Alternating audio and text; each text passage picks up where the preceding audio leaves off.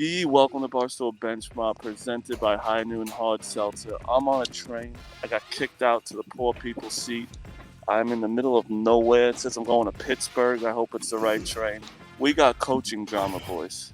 Yeah, Roy Williams retires after 33 years as a Hall of Fame head coach. Obviously, stunning news out of Chapel Hill. And Chris Beard goes from one Big 12 school to another in Texas. But we should definitely start with the Roy Williams news because that's significantly larger. It seems like there were rumors of it, at least within the inner circle of the last few weeks. But it's still crazy to digest. It is crazy. It's crazy that basketball never sleeps. Marty's getting safety reminders to wear his seatbelt on the fucking train, and we're breaking down Roy Williams. There was an article in like June or July when I looked it up, like possible replacements, Jake, and it said like when Roy Williams finally hangs it up. So did they know like ahead of time, or like was this in the Carolina community just swept under the rug? Maybe. I mean, it's interesting because, I mean, look, what is he, 70 years old? He's in his 70s, I mean, let's at least talk about how 33 years is a little soft. No. It should be longer. Listen, I mean, he's going to retire I respected the guy. First off, his fucking sneakers, they put it on Kicks in the Office. Sneakers are electric. His Blazers are the best in the country. I will always remember that. Forget his national championships and how good he was. But as a Duke fan too, Marty, like you knew what you were getting, and you knew like he was established. Like you respected him, and it was good that he was a rival. He was an established rival. I think that's important in this. Like Krzyzewski and Williams like need to be like that. I don't know who the next guy is going to be, but I think it's important to have an established rival if that makes sense. Like, I don't want them to be hiring guys every 3 years, No, my real take is like, he was one of the best coaches ever. I mean, he's like, when you think about him, besides his vertigo, you think about his Blazers, his shoes. He's one of the best to do it. But it's just crazy out of like right after the season. You knew he was done then. He was they were a 9 seed this year, and he was just like, fuck this, I'm done. But hey, he's an old bag. We made fun of the ACC of old coaches. Yeah, octogenarians. Do you think the season had a lot to do with it, Jake? Like he was just like, maybe he had 1 or 2 in him and he's like, you know what? Like, fuck this. Maybe. I mean, it's interesting because obviously no one expected for what to happen last year in the real world to happen. So that could have altered things and put things in a different perspective. But still, it's just crazy that there was no like warning or anything. But I guess maybe there was. It didn't make it public. I think it was to do with this year, dude, because it's like he has grandkids. He's got all this stuff. He probably wasn't allowed to see his family ever because he's an old bag and can just croak at any second. And he was like, it's not worth it anymore. I've done it for 33 years. How long was he at Kansas? 18 at Kansas, or 15 at Kansas, 18 at UNC. Like, that's just a ridiculous amount of years. The moment I'll always remember, and like the dancing in the locker room and the stuff like that. Yeah. But the moment I'll always remember having watched it live was, I forget the girl's name, but they're in his ear being like, "Hey, are you going to take the Carolina job?" And he's like, "Listen, I got the kids in the locker room. I get it, but like, I'm not answering that question." And they're like, "All right, well, what about Syracuse's rebounding after the 03 championship?" And then the lady, they're in her ear like, ask again. And she's like, "Well, Carolina's open. Like a lot of people saying, like, what do you think?" And he's like, "Listen, I get you have a lot of people to ask." He's like, "But we're not talking about that shit." He's like, "That's shit." He said he wouldn't talk about it. So I'll always remember that.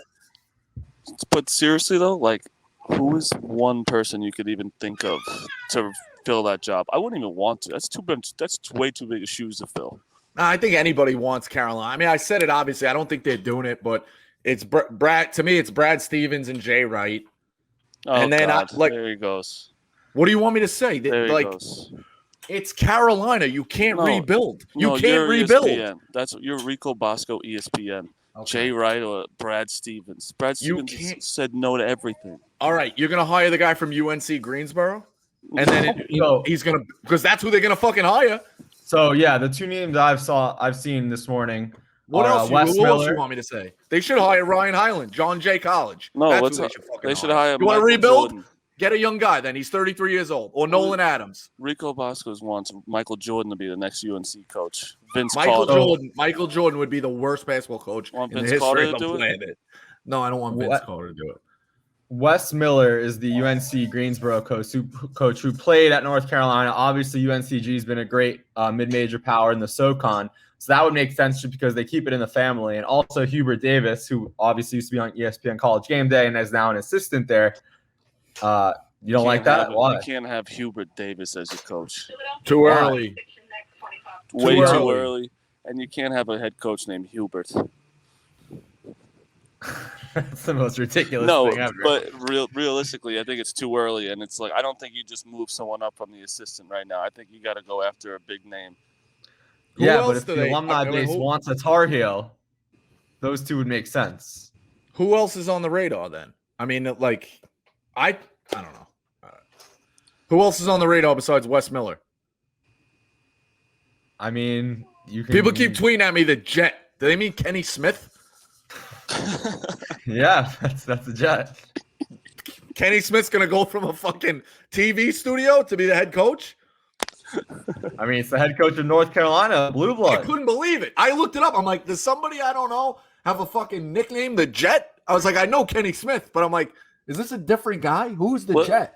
Let's give it to our boy Stevie Lavin. Yeah, that'd be sick. I don't hate that. Yeah. Already been at a big school. It's so new. It's such a new thing. It's going to take a while. I'm looking at some lists right now. Mark Few, no, he's not going to leave what he has at Gonzaga for anything, right? Mark Turgeon, I don't think he has done enough to deserve that job. List? I'm on the USA Today. Jerry Stackhouse, doesn't he like yell at Vanderbilt fans in the DMs? DMs fans like nutbag. Yeah, your mic's out, Rico. Hubert Davis is on the list. Wes Miller's on the list. Brad Stevens on the list. Vince Carter. There you go. See, that's Rico Rasheed Wallace. Shut the fuck up, Marty. No, so this is stunning news. You're telling me they shouldn't call Brad Stevens? They should call him, yeah. No, dude, he's not gonna go. Why would he go back? He's literally has a great job, but pays way more.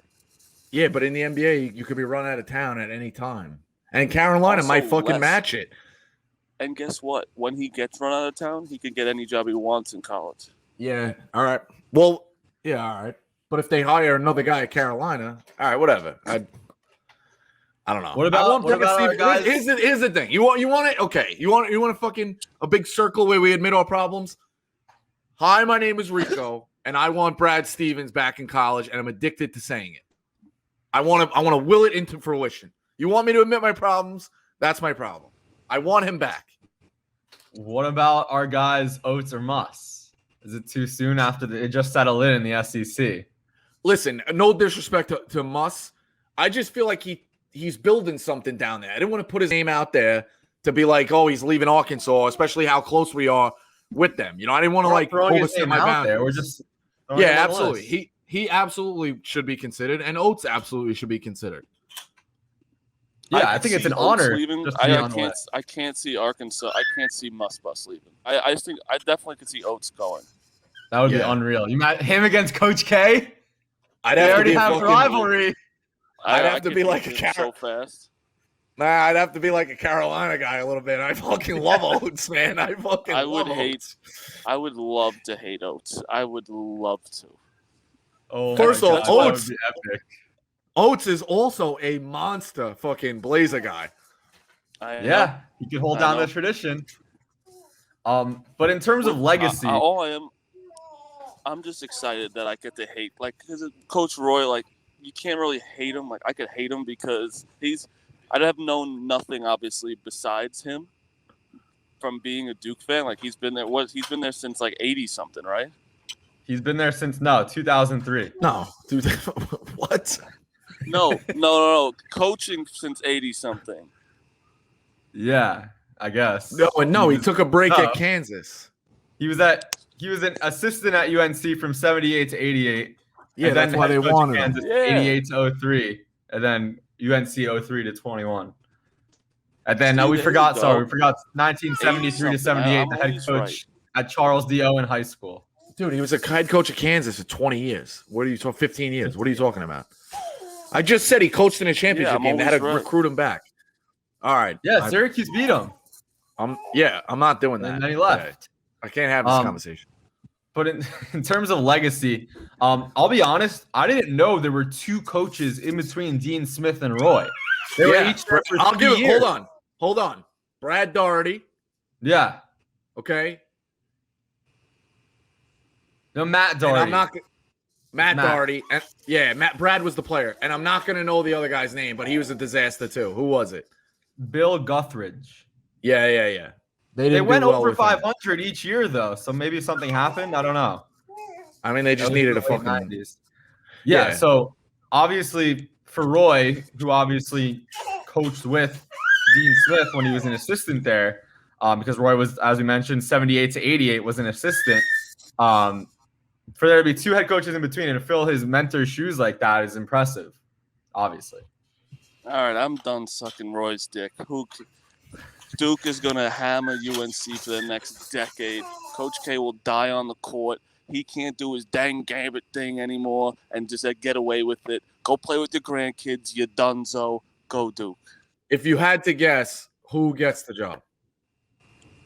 I'm not even kidding. I couldn't even think about anybody. That's the thing. I think they keep it in-house.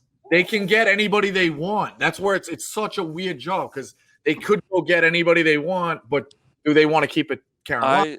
I didn't expect this to be the job. I didn't expect this to be one of the jobs open. I agree with Jake. I think they're going to stay in-house as well. I don't think it's going to be a huge move. I don't think it's a right move. I think that's what they're going to do, though. Look what Indiana did. No one on anyone's radar. They stayed in-house. Right. That's why I think this one could be unique, too. Right. I'll give you one. I'll give you one right out of the Calipari playbook, and I know he's a friend. Will Wade's got, he's on the run. He's got the band on the run. Maybe he just relocates towns like Calipari used to do all the time. And I love Will. No disrespect, but that's out of it. It feels like if you relocate the business, like Boiler Room, you know how they packed it up and they just moved? It's not a bad idea. It's not a bad idea. You just got to run when you're getting in trouble. Calipari did it all the time.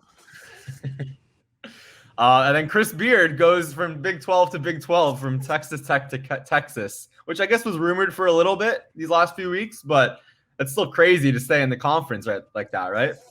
It goes to show you how pathetic Texas is, that they're willingly loving their I guess little brother's ex-girlfriend and acting like it's the hottest girl on the block. Boys, Texas won the Big 12 championship. This is what we're not talking. It's like they're a joke, but they won the Big 12 championship. It's insane. And I actually hate that Chris Beard went there. It's a good for Texas. I want Texas to be incompetent. I don't want them to be good. I like Chris Beard so much. It's a great coach. I think it's a perfect fit. It's kind of funny that when the Cowboys are bad, every once in a while, it is good for the league when those big names are better. But it's also funny that they're a running joke. The Cowboys have sucked now for 20 years. I'm just fascinated by the domino effect that's going to happen from all of this, because Texas Tech is now open, and Texas Tech went to the championship game last tournament, and someone else is going to open. It's just crazy. It really is. It's nuts. Does McClung transfer? I don't know. I mean, the other part of it that's bullshit, and hopefully they waive the rule this year. I haven't looked too far into it. But Beard gets to leave. The incoming freshman now is some poor kid sitting in Oklahoma or fucking Mississippi who's a 4-star recruit being like, yeah, I'm going to go play for Chris Beard. His whole family has pictures wearing Texas Tech stuff. And then you don't get to fucking have that back. His grandma's fucking guns up. And then now he's got to go somewhere else. You know what? They might make him, and most of them have to sit out a year with that bullshit. No, not anymore. They lifted it. For years, they didn't do it the right way. Rico, the year before I went to my college, the seniors on the team stole iPods out of that vending machine, and they all got banned, and the whole team went under. We couldn't play anymore the year before I went. So I understand. I feel their pain. Yeah, so we'll see, because obviously Texas Tech's open now. That'll probably be taken by someone at a grandmother was mid-major, which pissed. will open. Who's the Abilene Christian guy should get Texas Tech, right? I mean, fuck, the Abilene Christian guy should get Texas. Well, too late. Yeah. And so much for your Kim Mulkey pick. I think Kim's going to resurface. She might. Or Becky Hammond doing great things with the Spurs too, right? Yeah. Dude, the amount of we're doing the show in the offseason. We're like, it's not going to be so much. There's so much going on right now. The transfer portal, there's like 64 guys in there. So that's why John Rothstein, led by Tanner Groves. Yeah. That's why he says we sleep in May and not April, because April you have the championship the first week and then all of these moves the next like 2 or 3 weeks. So things don't really I don't think he really sleeps anyway though. All right, that's all I got. Obviously, we'll keep everyone posted if there's any other changes, but what a time to do this too, right? Right before the Final Four. Crazy. I thought it was a joke. I'm like, John's better than this. But then in my head, I go, flip side, Rothstein doesn't joke like this, so it's got to be real. Yeah. Rico was the only one on Twitter that thought it was still a joke. No, I tweeted, wow, and everyone's like, April Fool's joke, bro. What are you doing? Like, no. They made his press release. Marty, shut the fuck up. All right. That's an emergency podcast on the train. Sorry if the audio sucks. I don't really care. I'm on the fucking train. Peace, man.